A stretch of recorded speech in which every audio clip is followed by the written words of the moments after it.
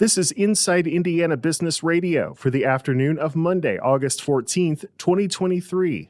I'm Alex Brown. New York-based Travel Alliance Partners has selected Jeffersonville to host its annual trade show next year. So in Tourism's Todd Reed says having the Tap Dance Travel Conference, which brings together tour operators from throughout North America, is huge for the region. We are a destination that once these tour operators come to our area and they see our area for the first time, in a lot of cases, they will want to come back. They will get a chance to see some of our top attractions. They'll see our hotels, they'll see our restaurants, and they will go back and start to think about how do we get our groups to come back to this area. The event, which has been held since 2001, will take place June 9th through the 11th at the Sheraton Louisville Riverside Hotel in Jeffersonville. Texas-based logistics firm Allen Ritchie plans to shut down operations in Plainfield in a move that will put 242 employees out of work by mid-October, according to a notice to the state. A reason for the closure was not provided. Plainfield-based Certor Sports has named Jeremy Erspamer as its new CEO. He will lead the sporting goods company after serving as CEO of Illinois-based Equistock for 2 years. He also spent 20 years at Tennessee-based True Temper Sports, where he also held the role of CEO. From the number one source for Indiana business news, this is Inside Indiana Business Radio. For 25 years, we've had the honor of telling the story of Indiana business. More than 1,300 shows, 8,000 interviews. We've traveled from Valparaiso to Versailles, Fort Wayne to Fort Branch, and everywhere in between. And we are just getting started. Our team is passionate about Indiana business because your story is worth telling. Join us every week as we travel the state to bring you Indiana's story. Inside Indiana Business, 25 years and counting.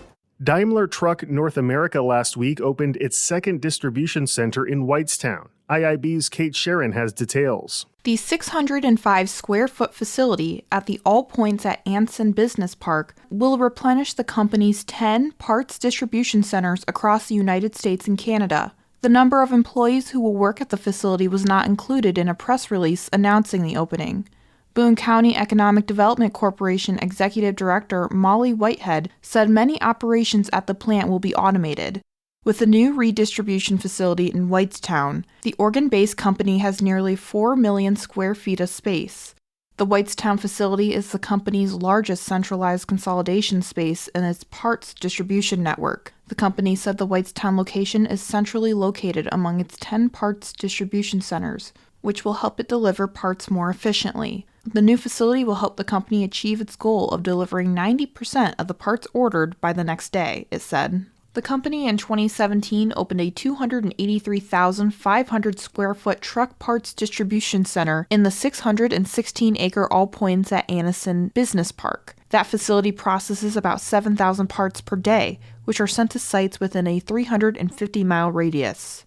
Kate Sharon, Inside Indiana Business Radio. Minnesota-based The Meritex Company has broken ground on a new speculative building on the west side of Indianapolis. The 80,000-square-foot Class A industrial project will be in the Ameriplex Business Park near Indianapolis International Airport. The project is slotted to be completed by the end of the year. Meritex is a real estate investment and management firm looking to acquire and develop infill industrial properties. The company said the new facility will have a number of features to make operations easier, such as truck and trailer storage and office worker space and amenities. The building will also have 4 storefronts ranging from 20,000 to 80,000 square feet.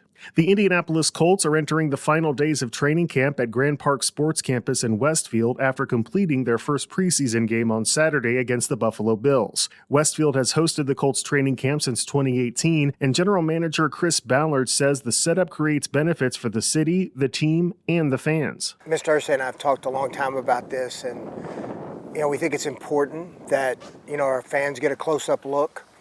Not all the fans that come out here can afford to actually go to a game on Sunday, so I think it's a great opportunity, one, for our fans to connect with our players, see them up close and live, make a connection that's going to last a lifetime. I can remember as a little kid going to training camps and seeing players and guys who you see as your heroes when you're a little kid, and that chance to connect, I just think, is invaluable. Colts camp continues tomorrow and will also feature 2 joint practice sessions with the Chicago Bears on Wednesday and Thursday ahead of Saturday's preseason game at Lucas Oil Stadium. U.S. Steel is exploring a potential sale after rejecting a recent offer from steelmaker Cleveland-Cliffs. Here's Gary Dick.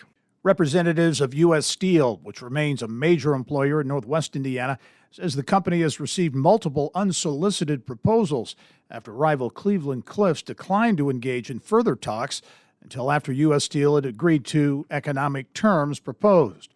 Cleveland-Cliffs had recently proposed an acquisition of all of U.S. Steel's outstanding shares, that according to our partners at the Times of Northwest Indiana. Both companies on Sunday confirmed U.S. Steel had declined the offer. U.S. Steel has now engaged financial and legal advisors, however, to evaluate a potential sale of some assets or of the entire company. Its president and CEO, David Burritt, wrote that the company has received multiple unsolicited proposals of varying degrees of acquisition, and that the board would do its due diligence in reviewing those proposals. U.S. Steel employs more than 4,000 workers in Indiana at multiple sites, including Gary Works, its largest mill. Cleveland-Cliffs, which acquired ArcelorMittal, including its Indiana Harbor and Burns Harbor mills, in 2020, has about 7,000 employees in Northwest Indiana. This is Gary Dick for Inside Indiana Business Radio. Indiana National Guard Major General Dale Lyles is this week's guest on the Business and Beyond podcast with Gary Dick, presented by PNC, a weekly conversation with high-profile Hoosiers in business, sports, and entertainment, and beyond. Available now from your favorite podcast provider. I'm Alex Brown for Inside Indiana Business Radio on Demand.